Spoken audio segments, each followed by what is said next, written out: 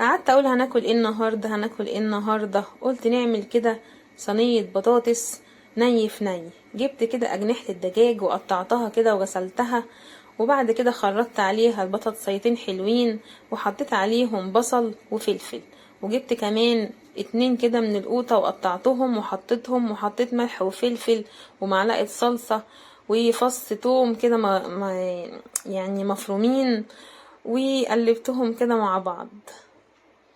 وبعد كده طلعت بقى الاجنحة والحاجات الحلوة دي فوق كده عشان تاخد لون كده في الفرن وتبقى حلوة كده زي ما انتوا شايفين.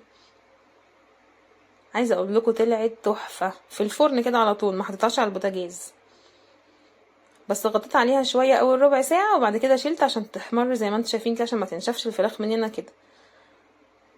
وبألف هنا وشفا، اتمنى ان انتوا تجربوها.